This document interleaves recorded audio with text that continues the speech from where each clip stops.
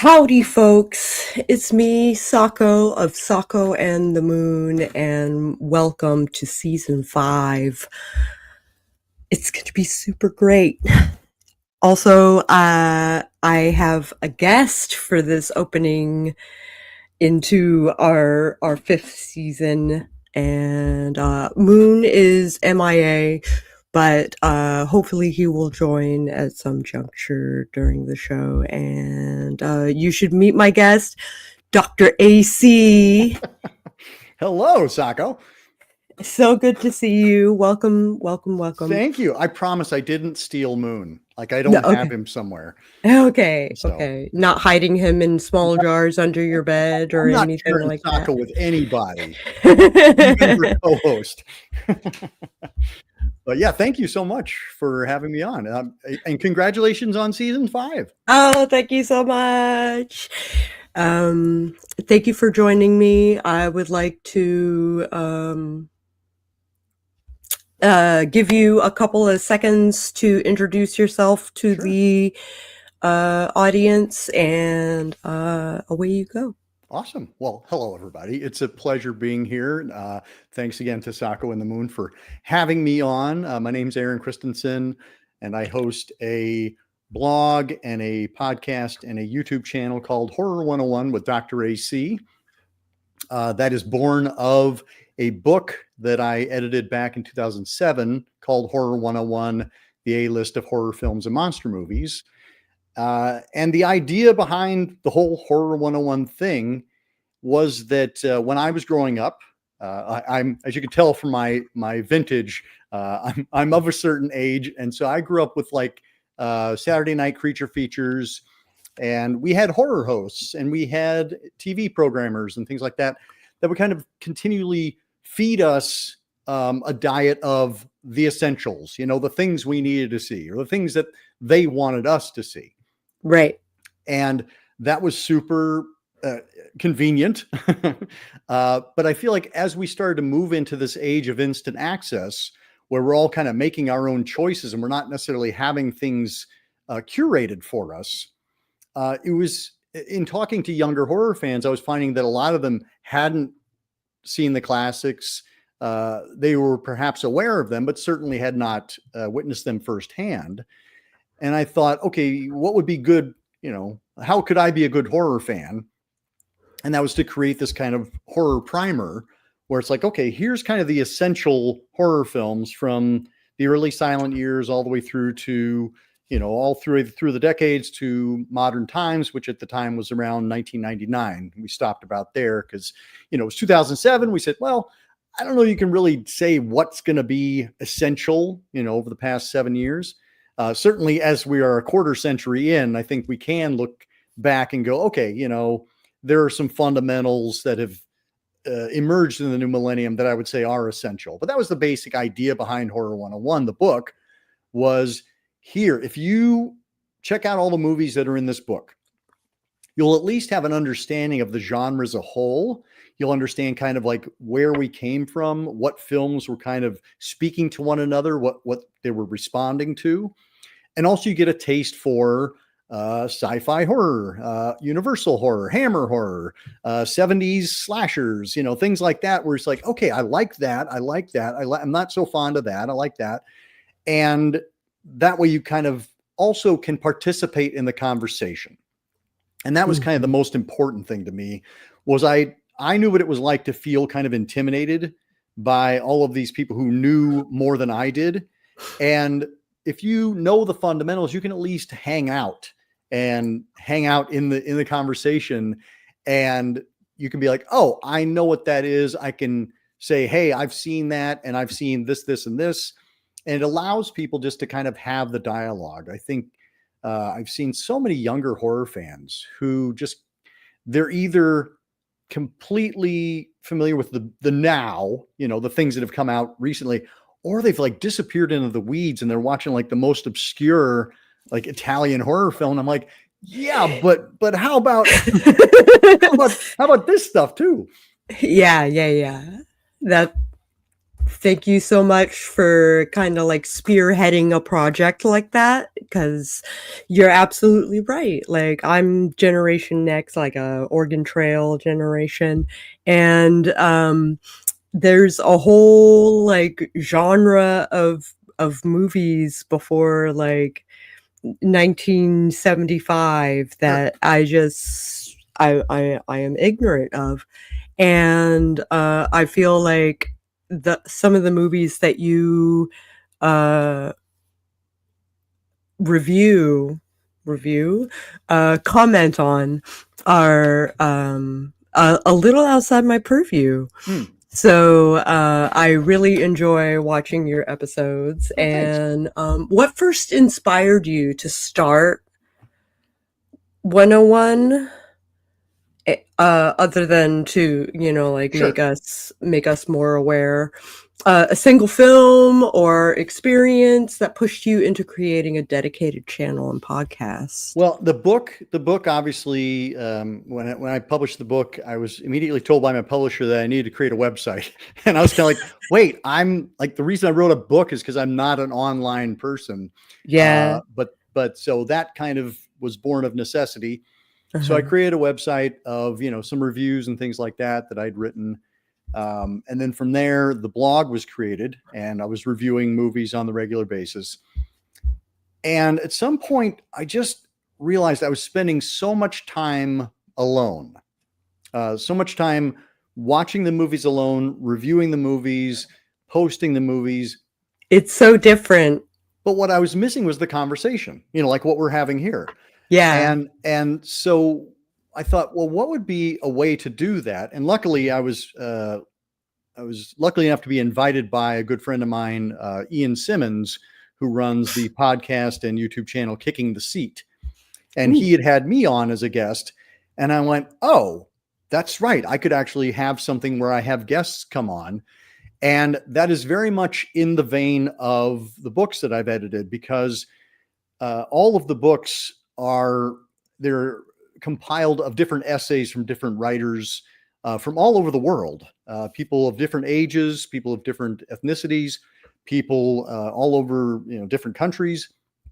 Because the thing is, I started off writing Horror 101 on my own, and I just immediately got sick of hearing myself talk. I was like, I can only bring my experience, my view of these movies, and I'm not interested in, I know what my view is. I'm Yeah. interested in your view. I'm interested in hearing what other people, like, I can't talk about the 15-year-old who grew up in Australia, like his experience of seeing a movie, and also like the 79-year-old grandma in, Pennsylvania. Like, those are the conversations I want to have. Like, I don't need to hear me talk. And that's kind of where the reviews are, they're satisfying in that you get free movies to review and things like that. But, Right. but in terms of like what's actually satisfying to me, it's having the conversation. And so that's where the channel came from. So I was like, I already did this with the books. I say books because I did a follow-up to Horror 101 called Hidden Horror, which was about more kind of obscure or underrated films. And so I said, you know what, let's have a channel where we have the conversation. We talk about movies we like talking about. And that's kind of how I was doing a fundraiser in October of 2023. And that was kind of my test run for it. And, I had a great time talking about 31 movies over the course of the month. And I said, That's yeah, so fun. I said, let's do this. So in February of 2024, I started the Friday Night Frights program, which is every Friday we highlight a new film or highlight a certain film. A certain film. Yeah. We have a new episode about a certain film. And it's all about having the conversation. We have anywhere from 2 to 5 people on the panel, and everybody just kind of goes around, talks about what they love and how they came to it and how it's changed for them over the years. And that's been really exciting and satisfying for me. Speaking of which, so your show often celebrates milestone anniversaries of horror films. Yep. How do you choose which film to spotlight? And do you think time changes how we appreciate them? Oh, well, certainly time changes how we appreciate them. That's actually one of the reasons why I like going back to revisit these films. I think part of the deal is that we take films that have been established as classics for granted. Like Mhm. we know that Night of the Living Dead is a brilliant film. We know that Psycho is a brilliant film. But when was the last time we actually went back and watched them Oh, back to front? Cabinet of Dr. Caligari, Exactly. which is a favorite of mine, Yeah, but I mean, we know these films are classics. We know that they've stood the test of time. But how often are we actually going back and looking at them as movies and watching them back to front, and not just thinking, "Oh yeah, I've seen that. I like that." Right. So that was one of the things about what I like going back and revisiting these films, is that it does give me a chance to revisit it and look at it through my eyes today. Mhm. There's the old adage, if you can't step in the same river twice, you can't watch the same movie twice. Right. There's going to be the first time, there's going to be the fifth time, there's going to be the 50th time. And you asked like how I come to choose them. Honestly, it's been as simple as going with fives and tens. If it's having a 35th anniversary or a 50th anniversary, Uh, something that's round, because otherwise I would get completely, immobilized by which one should I pick how next? much? Yeah. Yeah. So I'm like, I kind of go through and I'm like, okay, this one's having a 50th this year. This one's having a 25th, this one. And, I'm only 2 years into this, so I'll continue Oh. to choose, like in 2026, I'll be looking at the ones from, the ones with sixes and the ones with ones Yeah. in the years. But you also brought up a really good point of how they change. And I feel Right. like it's crackers and crumbs. So, like when we first watch a movie, we're enjoying the cracker. We're getting that full cracker sensation. And as we continue to watch it, we start looking at the crumbs. We start looking like at the really minutia of things and trying to figure out, how do all those crumbs become this cracker? And I liked that's not an original thought, by the way. Somebody else gave that to me and I stole it, and I've appropriated it. But I really like that idea of crackers and crumbs, that you look at a movie the first time out, you're basically just following the narrative. And there Mhm. may be some moments that jump out at you, but when you go back and revisit it, that's when you start going, okay, I know what's coming. How And did that happen? tearing it apart. How'd you Yeah. set that up? How did you make that happen? Oh man, this is great. Oh, that happened so early. Oh, that happened so late. It's like uh, things that make that movie special. Right on. Right on. As both a fan and a scholar of I, horror, I'm a doctor, not a scholar. uh, where do you think the line is between camp and classic? Can a film be both? Wow. What a great question. Okay, so camp. I think camp can often be interpreted as heightened. I think camp can also, in this day and age, be thought of as bad. Like, that's a bad movie, but I love it, or so bad it's good. So I think the answer is yes. Mhm. You can have a camp classic, but I think it's important to kind of delineate like what we mean by camp, um, Mm. because my friends and I, every year we have what we call Turkey Day, which is the day after Thanksgiving. We get together and we watch a bunch of quote bad movies, and That's and we awesome. we don't watch it in MST3K style where we're poking fun at it. We are looking at it and going, boy, these folks didn't have enough money, they didn't have enough talent, they didn't have enough time, whatever it was that was hindering them, but they wanted to make this movie. They saw Yeah. this movie from beginning to end and they stuck it up on screen. And Uh-huh. so we really kind of celebrate that.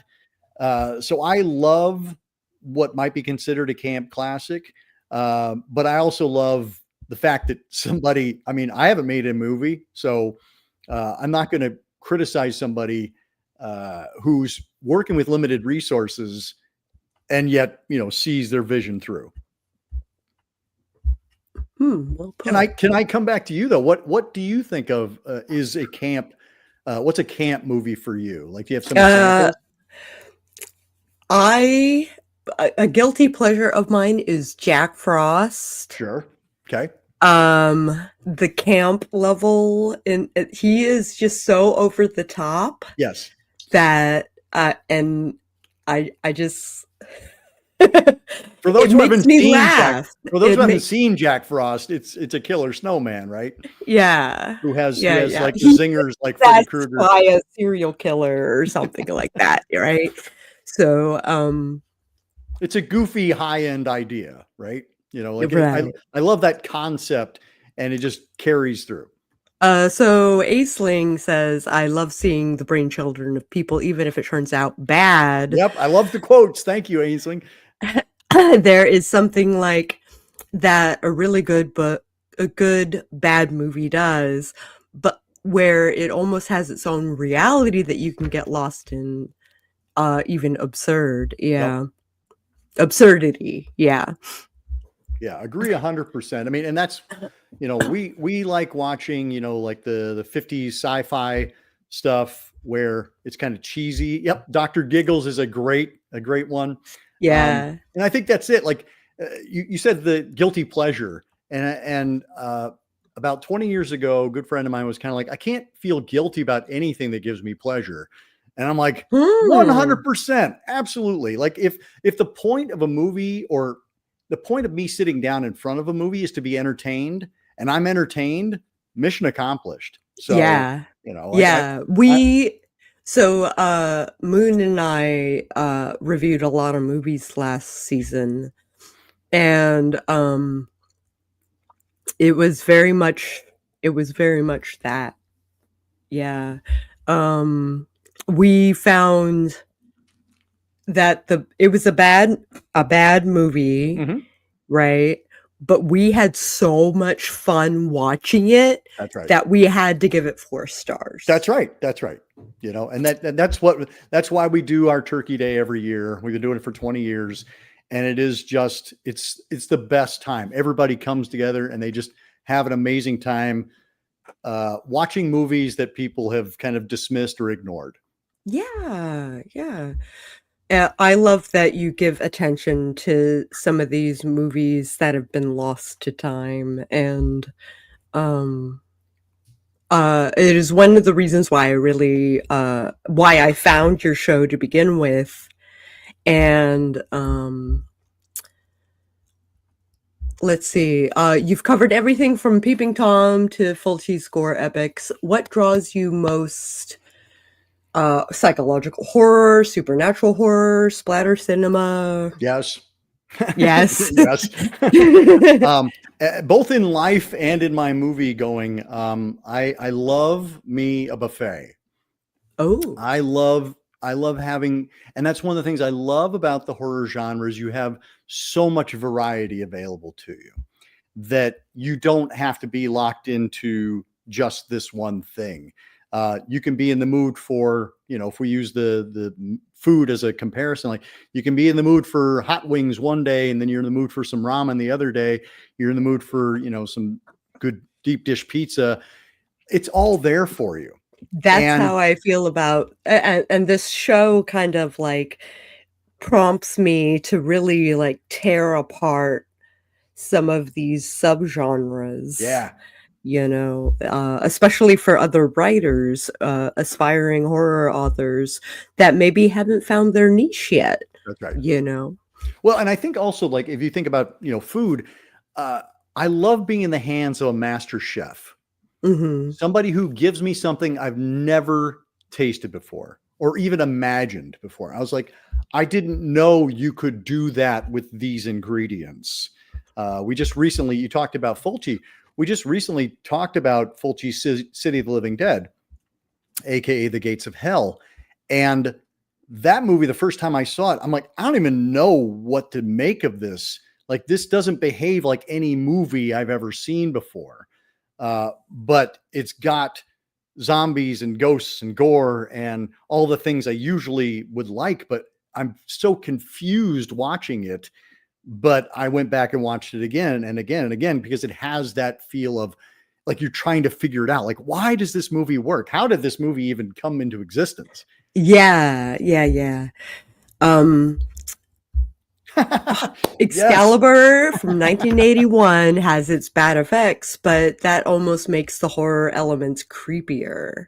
I agree. The fact that there is something innately wrong. And it's that wrongness that we're Yes. looking for, that conflict, be it the production, or be it the plot, or be it the characters, or whatever. Yeah, it's like when somebody throws a spice in that you're like, I don't know if that belongs in this dish. And sometimes it works, sometimes it doesn't. But I always admire somebody who has the guts to be like, let's see what happens. Yeah. And I love Excalibur. So Excalibur is also super fun.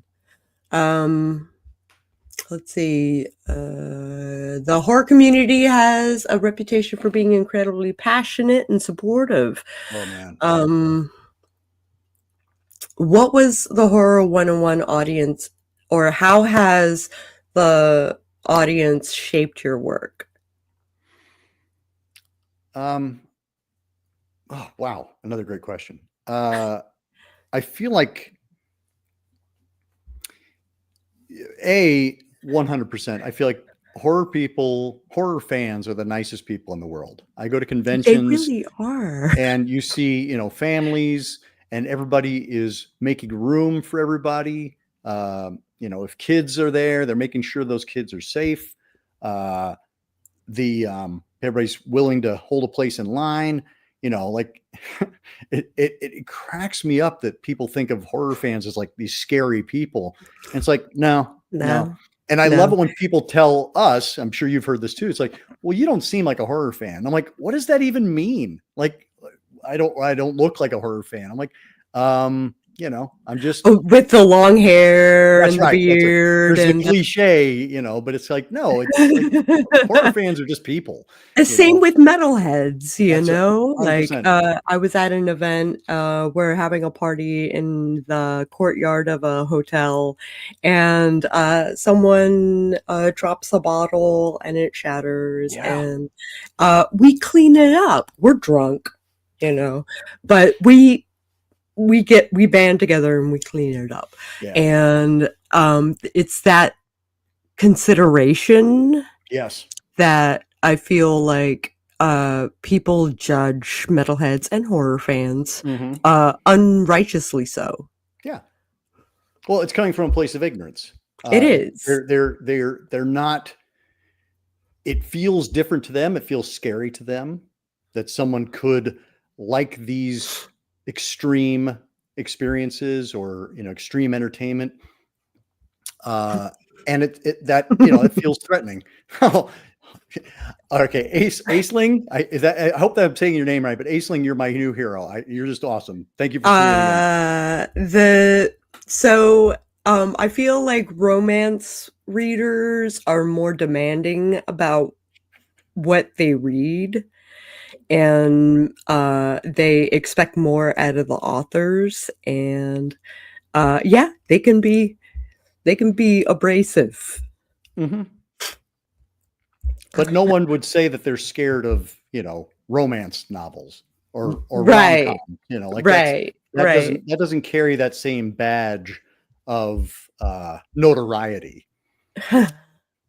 But kind of to go back to your first part of your question, I think the thing that appeals to me is what I was referring to earlier, the idea of creating a community so that people have a voice. I try to, you'll notice on my show, I have a lot of a rotating repertory and constantly growing number of people because I'm trying to get as many people in the door as I can. I want to hear as many stories as I can. Mm-hmm. And so I try to make sure that it's not just a whole bunch of people that look like me. It looks like Ginny has stopped writing romance and is going to fantasy. But you know, like Aisling has a good point. You can do both. Yep. I would say make it the romance you want to see as opposed to the romance you think somebody else wants to see. So her first book, Beastly, is very. It is one part like supernatural horror to one part romance, and like I'm not normally a romance kind of person, but like it I think it's a fun ride personally. Good. So Good. let's see what's next. You collaborate with a lot of guest panelists, which you just mentioned. What do you look for in a good guest? And what's been your most surprising or memorable panel moment? Okay. Of course, there are hundreds, I'm sure. I'm always surprised when I get to the end and I'm like, okay, that happened. Oh, wait a minute. Who's this? It's our dear friend, the moon. Yeah, it's been a busy day. I apologize for being late, and I hate that this is the way we officially meet each other, sir. I'm glad to see you, though. I'm glad to see me too. we were worried. We were like, we should probably go out looking for him. You should have. You wouldn't have found me, but you should have. Oh, Aisling has a question for Dr. AC. If you, what is personally to you the scariest subgenre of horror? The scariest subgenre of horror. I would say probably the one I think resonates for me and probably a lot of people is the idea of hauntings or occult, where they're just things, the uncanny occurring in a space or with people. I think also doppelgangers are really scary. Like when somebody we thought we knew is no longer behaving like the person that we knew they were. Oh, right. Like that's always because you're like, wait, is it you that changed or is it me? And we doubt ourselves. But I think that's always a good one. I think those tropes tend to play out. And then CGI versus practical effects. I love practical effects because I like they take up space. I like that you can tell that there's that somebody's dealing with something in the room with them. But at the same time, you know, they're all just tools in storytelling. So if you use CGI well, great. You know, I would say don't let the CGI or the practical effect become the raison d'etre. I would say we still want to tell a story. That's really what we're here for, is to have that story get us from A to Z. And this is the tool that we're going to use. Wonderful. Sometimes you're using a sledgehammer, sometimes you're using a scalpel, you know, but whatever works. Lovely metaphors. Let's see. Oh, you asked. I didn't answer your panelist question. So in terms of like getting folks in the room, if you look at my panels, sometimes I'll have people who've written books, some people who have podcasts, some people who have done movies, the directors, and then there's some folks who are just straight horror fans. And so I love having that mix.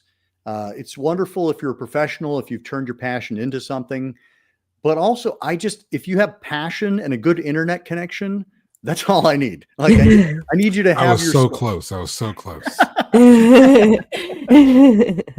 You're holding up pretty well. You're holding up so far.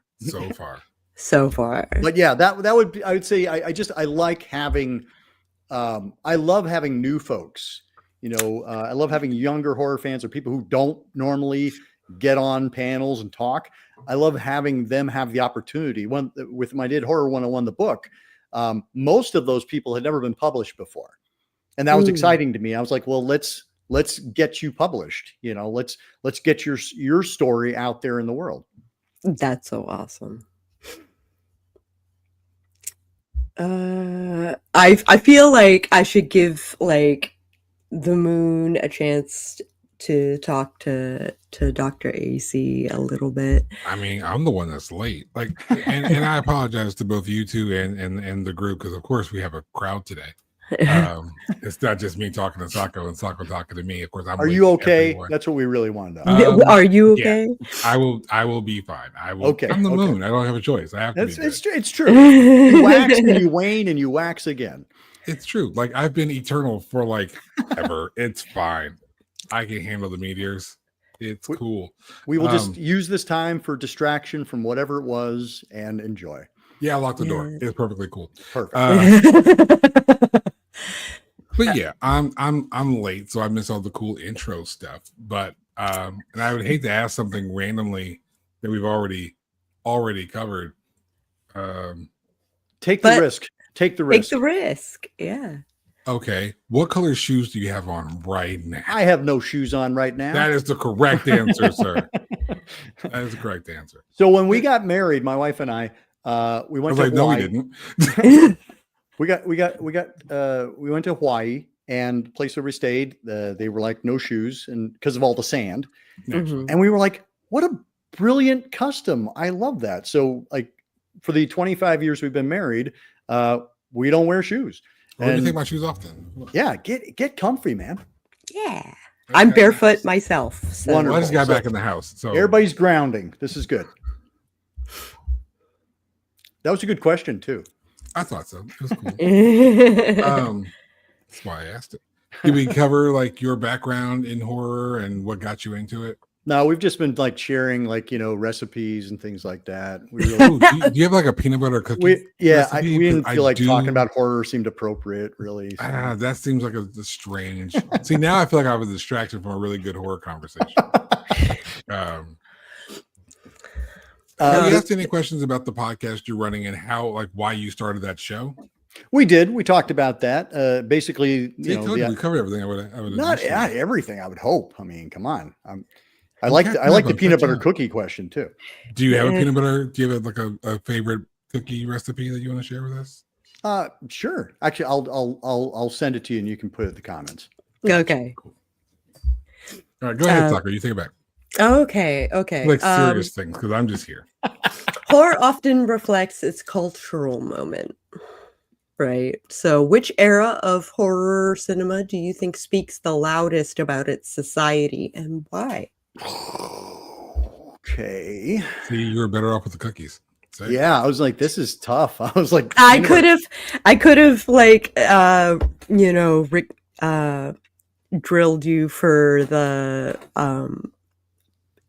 moment that stood out as far as panels were concerned. Oh, well, that's true. I didn't even answer that one. Yeah. I got away with it.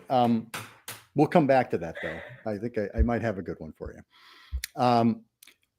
The era that speaks to, what was the question? You blew my mind. That speaks about its society at the time.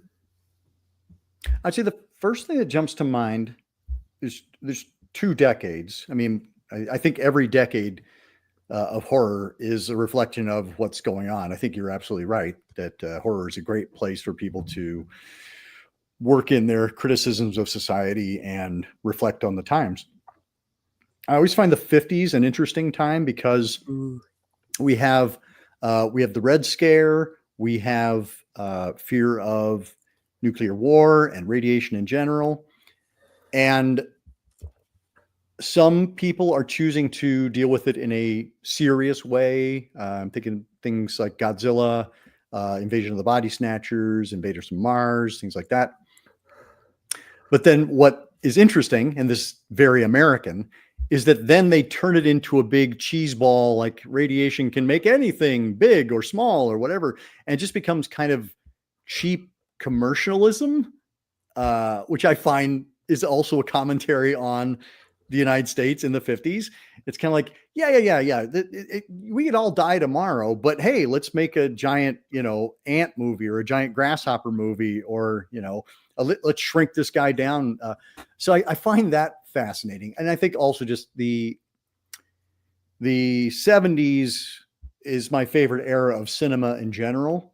And there's just so much going on in the 70s, reactions to politics and just society, and the fact that we are no longer in the groovy 60s anymore. And we are, we're fighting for our life and our liberty. And we don't get into the easy breezy 80s, like we're still really struggling in the 70s. And I think some real meat gets put on those bones. So those two eras, I would say, speak to me personally. I totally would have agreed with the 70s. Absolutely. Yeah. I would have said the 70s and the 90s, interestingly enough. Ooh. Yeah. 90s as for sure. Things shifted with the 70s was a good reflection of society at the times. The sort of social scares. I think a lot of the movies of the 70s and horror reflected the social fears of the time. And then the 90s really showed a shift in where we were, particularly if you look at the early 90s to the late 90s. Yeah. Both the bookends. The 90s, and you get like the pre and post Scream, really. Yep. Scream really was a quintessential movie of the 90s. Well, and we see that kind of like that middle section where things get to the point of our question that was just up there. We move into that era of thriller where it's like, we don't do horror right now. We're going to do thrillers because, they're more marketable. Yeah. But we have great horror all the way through the 90s. And I'm glad you brought that up. To play off of Jenny's question, I guess they ask it directly and indirectly. That is one of the conversations that I'm always having at conventions. As people realize, there's a lot of thriller writers and horror writers, people who enjoy both thriller movies and horror movies. The line between the two is very, very thin, and it's always placed in different spots.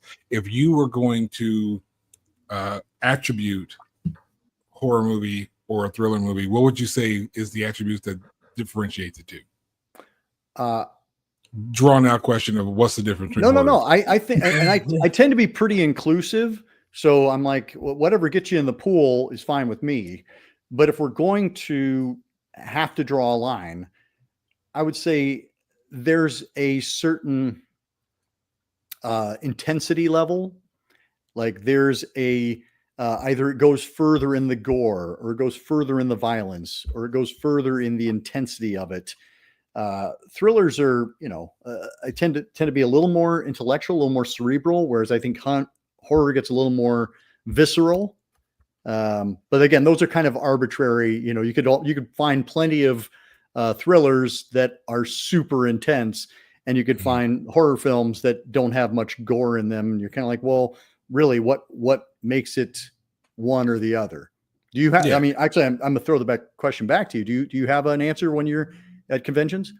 That is pretty much. I just kind of warn that the lines kind of interchange, and it kind of depends on what you find horrific versus what you find thrilling. Yeah. There are things that I find horror thrilling. So right, I agree. But then there are elements that are thrilling, like action, and the amount of act. Like a chase scene is good in any movie. Yeah. Superhero movies have great chase scenes. Thrillers have great chase scenes. Sci-fi has great chase scenes. I've seen Kirk running through the woods being chased by an alien many a times, and none of those things would necessarily be a horror or thriller movie, but they are indeed thrilling. Sure. And I think that as a horror writer and film writer, that adding those elements to create thrill versus creating those elements to scare and draw those particular emotions out, I think that's where the real line gets drawn. Because a lot of things I love about horror, and specifically, is the emotion that we draw in horror. And I think that is probably where the line truly is drawn, with the emotion intended to be drawn. Sako, do you have a thought on that? No. She finds horror thrilling. That was her thought. That was my thought. Yeah. See, I'm better than cookies. I have good questions when I just had to get in the swing of things. Have you seen I'm Possession? Do you consider that horror? I do consider Possession from 1981, Andrzej Zaleski's film, horror. It's included in my book, Hidden Horror. And it is, it's so twisted, nightmare. Going back to the horror thriller question, I think it's about intention. Like, what is the director's intention? Is he trying to scare, unnerve, throw you off balance, or he or she? And I would say that's absolutely what Zulawski's trying to do in Possession, is that he's putting things in front of you that you've never seen before. And he's creating this kind of weird nightmare scenario that some of the characters just accept as reality. And then there are other characters who reject it. And I think that struggle is what's really interesting about that movie, because that movie's laden with metaphors, but it's also just a good, creepy monster type movie. It's awesome. We'll be talking about that next year for sure. That one's happening. Yeah. The gritty realism is great, and the Hays Code is long gone. And as you said, the flower power movement is dead. Weird movie she likes from the 70s that she recommends is Don't Look Back. I love. Is that Don't Look Back or Don't Look Now? Don't Look Back. Right. Well, that's what I'm wondering if she means Don't Look Now, because that's the Nicholas Roeg film, and that one's brilliant. I'm not familiar with Don't Look Back, but I see you've also Alice, Sweet Alice. I was on a panel recently where we talked about that as a perfect example of an American giallo, where it's takes all the traits of an Italian giallo and then completely filters them through the American lens. And you're like, oh, that's what an American giallo would look like. So 2 thumbs up. Nope, it's now. You were right. Yeah. Okay, cool. I don't have to turn in my doctor badge. I want a cool doctor badge. You know what? With enough box tops, you can get anything. Or tabs from cans. Yep. You remember when you could submit them for merch and stuff like that? I do. And I bought my house with bottle caps. The bottle caps. So it's all bottle cap free Pepsi. Oh yeah. Yep. There you go. Hell yeah. Heck yeah. Let's see, where are we? If you could program a double feature that best sums up your taste in horror, what 2 films would you pair, and what snack would your audience be munching on while they watch them? Sponsored by Morgan Hazelwood. You're killing me, Sako. You want me to pick just 2 movies? Like my first book had 110 of them. I know, right? I said earlier that I like a buffet. So I'm going to do a little bit of a cheat here. And I'm going to say Terror in the Aisles. Ooh. Because it's a clip show type of movie. So you get to see a lot of different clips from a lot of different movies, or a Trailers from Hell compendium, so that you can get introduced to a lot of movies. I find that's what's most interesting to me is the scope of the genre. Like I'm not interested in a single movie or even a single subgenre or a single decade. Like, I'm interested in the whole enchilada. And so like things like 100 Years of Horror and In Search of Darkness, where you're constantly being educated and you're sitting there with your notepad, or your phone or whatever, and just taking lists and lists and lists of movies that you need to see. That was how I came to write Horror 101 in the first place. Was that I realized, I wanted to be a better horror fan. I'd seen a lot of stuff, but I was like, well, what would, I haven't seen the sequels to these movies, and I haven't seen this and I haven't seen that. And so I sat down one day with a bunch of reference books and I made this massive list of movies I had seen and ones that I wanted to see. And I had like a list that was about 1,000 movies long. And I said, well, this is going to take me forever. And I said, if I watch a movie a day, I'm still going to be here for 4 years. Yeah. And I was like, okay, well, this is what Horror 101 is. You're going back to school here. And that's what I love about horror documentaries is that you are constantly being exposed to a lot of new titles or titles that you're like, oh yeah, that's right. I remember that. I haven't seen that in a while. I should go back and revisit that, etc. So if that's not too big of a cheat, I'm going to go with those kind of documentary clip show. Horror Noir is a great one about black horror films. There's a whole thing on Gialli. So yeah, I mean, I love if you go on Shudder, you know, the channel, the Shudder channel, like it's constantly giving you opportunities for you to learn. Yeah. And that's my tagline is keep searching, keep exploring, and keep sharing the scare.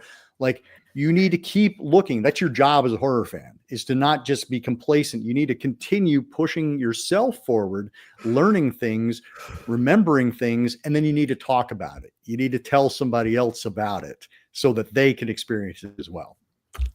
Did we cover your take on modern horror? We did not. I don't even know if I have a take on modern horror. Well, I was kind of asking, kind of in play of what we were discussing earlier. Because the 90s, the latest that we were discussing, you mentioned, I think the 50s, 70s, and the 90s, a horror movie that's best reflecting of the times today.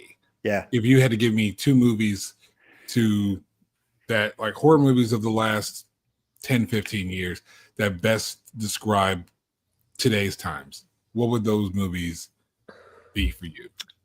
So the one that immediately pops into my head is a film by Demian Rugna called When Evil Lurks. Yes. So sorry. No. I'm glad to hear the enthusiasm. It's all too often when I'm hanging out with my civilian friends, I'll say When Evil Lurks, and I just get the blank stare, and I'm like, oh. But anyway, and I'll tell you why, because I was talking about that movie on a panel, and I was talking about how frustrated I was that the characters are constantly told what not to do, and then they do that very thing. It's right. Like, hey, don't do this, and then they do it. And I was like, this is so frustrating. Like, I hate watching movies where the characters are, quote, dumb. And then I cast my mind back to 2020 during a pandemic where we were told what not to do. And here's how you keep yourself safe. And here's how to keep the people around you safe. And so many people just chose to ignore it. And I went, oh, this is a metaphor for COVID, or at least it is to me now. Yeah. Right. It's at least, at the very least, it's a reflection that as ridiculous as this seems in fiction, yep, there is a good correlation in reality. And that is evident in so many different, reflected in so many different movies and so many different elements of fiction where we see it as like, this would never actually happen. And then you're like, ooh, yeah, that's happening. Yeah. You look at your window right now and go, this would never wait. Is that happening? I think it is happening. It's happening right now in real time. That was 2020 for me. Yeah. Or 2016 was was very surreal. I was going through the gauntlet like with psychological meds at the time, and so I was kind of like in and out. But I was like, this is the darkest timeline. Like, I don't understand. Like, is this real? I don't even know. And then 2025 comes along and goes, here, hold my beer. Right. Yeah. I got in a habit of reading the book 1984 as my first book every year because there's not to be too on the nose or to seemingly be too obvious, but there are minor elements of that book that you start to see in like just general life, you know, even outside of a political sphere, because that book's a very political directed book. But you see these little elements of just how people think, how people try to dumb down and create simplicity between 1984 and Fahrenheit 451, which I feel are very thriller in design, but very horror in reflection. Well put. Thank you. I know what I'm talking about every once in a while. I should do a podcast. Oh, wait. Someday you'll get there. One day. So what would your second movie be?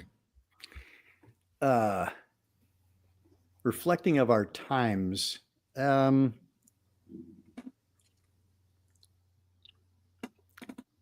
If you, just because I'm casting my mind back and trying to go through my file of decks in my head, do you have one example of one that resonated for you?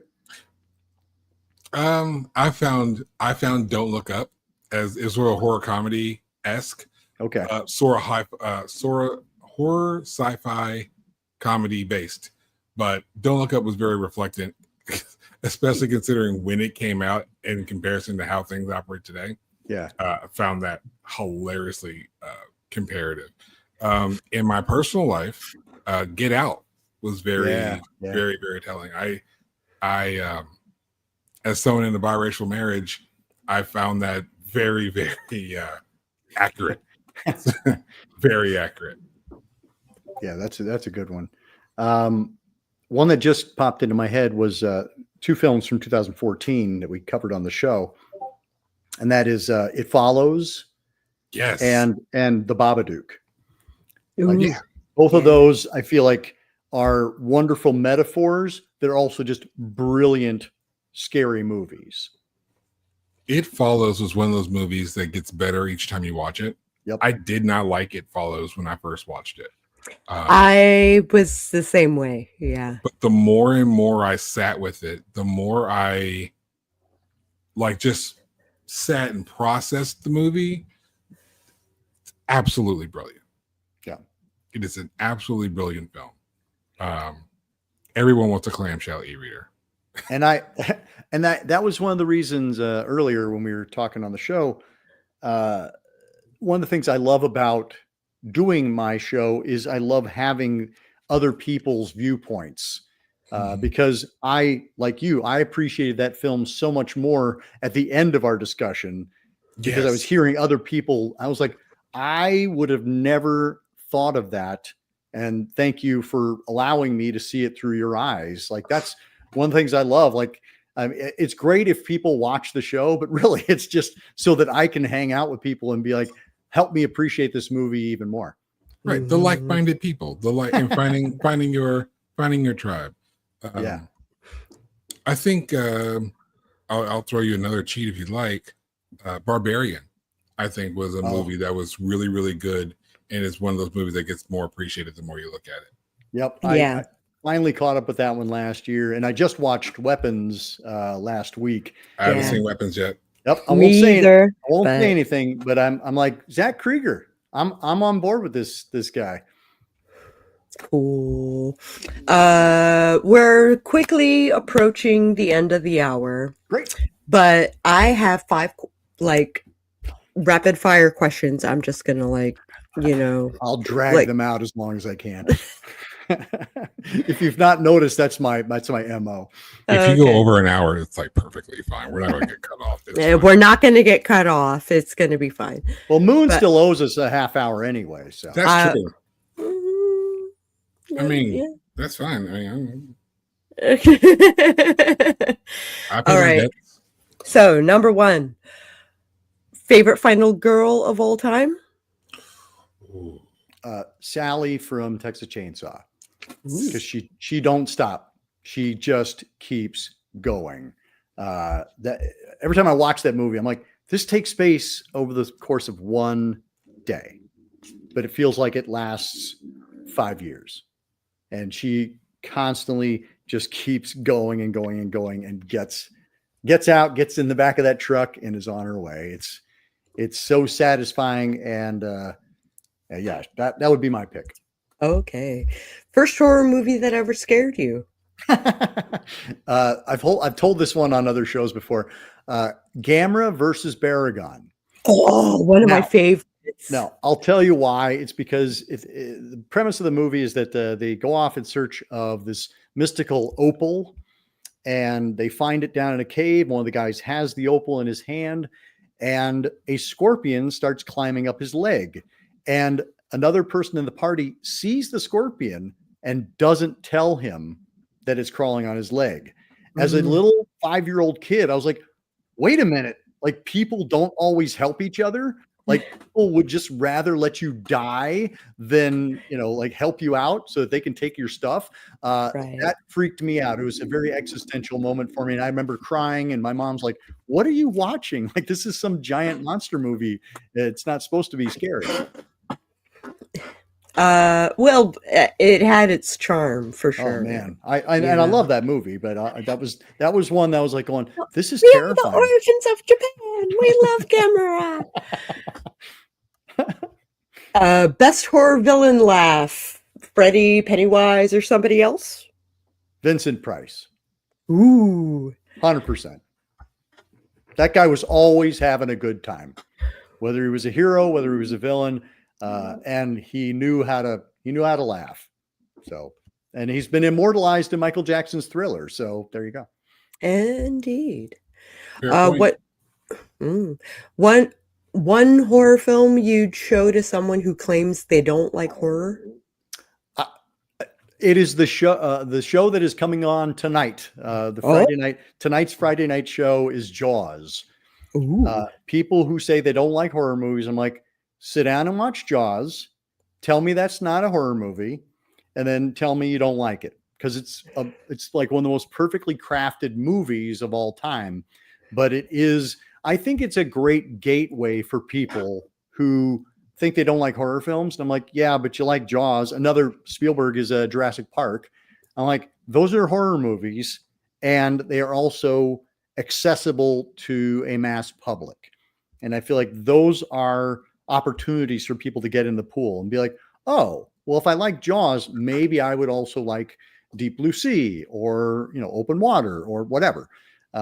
It's an opportunity I'm always looking for what's the door I can get somebody through. And those two tend to be ones that I can have the conversation with people, at least when you're having, as a horror fan, I'm sure you experience this as well. People will tell you, I'm not a horror fan. And then they proceed to tell you every scary movie they've ever seen that traumatized them as a kid. And I'm like, I don't know. It sounds like you might be a horror fan. Yeah. If you could step into any horror movie universe for one night, which would it be? I'm going to go back to Japan because Godzilla was my gateway. And I want to be in a Godzilla suit, and I want to fight another kaiju in a little miniature city. And I imagine one night is all I could stand, because I'd be so sore, and my back would be strained from hulking this giant rubber costume around. So yes, that would be my pick. And my favorite Godzilla movie would probably be Godzilla versus Megalon, because that one's the goofiest and it has Jet Jaguar in it. As Sako stepped away for a moment, what are your thoughts on one of my favorite movies, Bring it on. Velocipaster? Oh, buddy. I like that you've seen Velocipaster, for one thing. That's the movie I share with people. Are you in it? I wish I was in it. Oh man, I'm like, I'll go back and watch you in Velocipaster. I think Velocipaster knows exactly what it is. And I think that's what's so smart about it, is that it knows it's goofy, but it plays it straight, and it doesn't spend a lot of time winking at the camera going, look at how goofy and low budget we are. Like, I love that they play it right down the line. So thumbs up to Velocipaster. I reviewed it whenever it comes out, Velocipaster 2. They've been working on. I follow them because I love that movie so much. They are working on a Velocipaster 2 to get that out. And when you have movies like Velocipaster, Lavalantula, Llama-Palooza, these kind of goofy, like, it goes beyond horror comedy. They're right. Like goofy, not a horror movie anymore. They're not even horror spoofs anymore, like Scary Movie. Yeah. How do you feel? Better question. What do you think is the proper place in the horror sphere for movies like Velocipaster or Llamageddon? Where should those fit in the overall horror sphere? You know what? That's a great question. And I think what I would say is, if it allows you to get in the pool, it turns out you like giant goofy monster movies, you're probably going to end up finding your way toward the better ones, the legit ones. Yeah. So I'm all in favor of it. As with most things, I would like a movie to live up to its promise. I sit down with every movie with optimism, and I say, I want this movie to succeed on its own terms.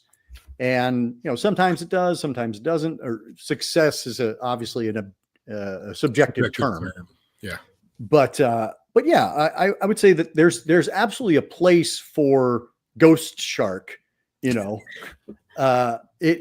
not going to be the thing that I rotate back to, but as long as you don't take away my favorite stuff, I'm not going to take away your favorite stuff.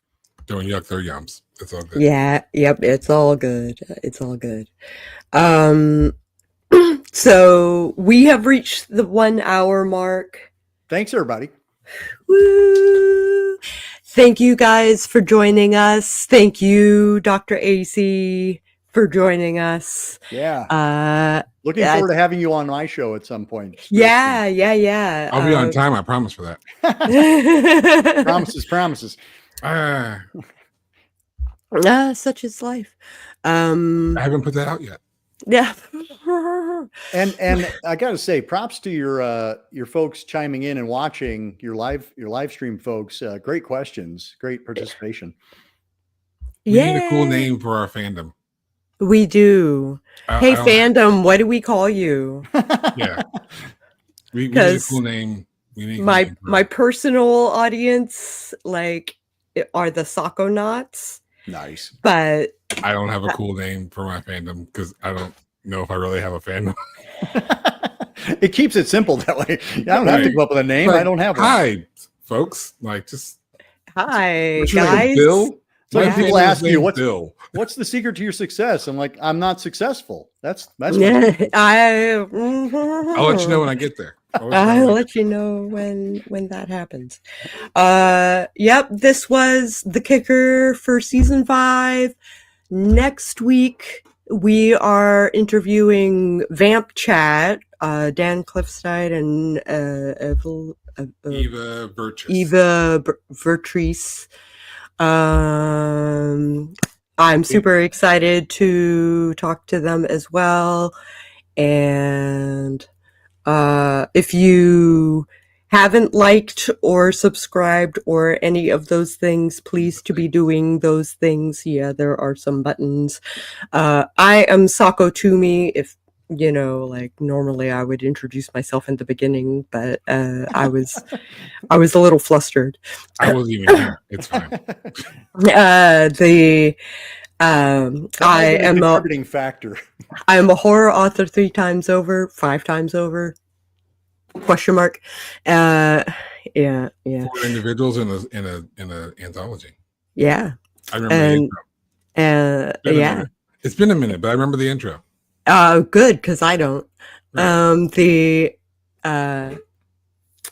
Let's see. If you want to get a hold of us, you can get a hold of us at sakoandthemoonpodcast@gmail.com. And we will catch you guys. Wait a minute. Okay. We have not given our guests a chance to give all the data input thingies at the end. Yeah, that's true too. We gotta give the floor to. I mean, I exist, but prove it. I write stuff, I film stuff, and I talk to people. That's my whole gig. But let's roll. Sako's been introduced. Y'all know who the hell I is. Let's go ahead and leave the carpet out for our guest and let him introduce himself and thank you, Jenny. Do the things. And also thank you, Aceling. I love your name, Aceling, even though I can't say it.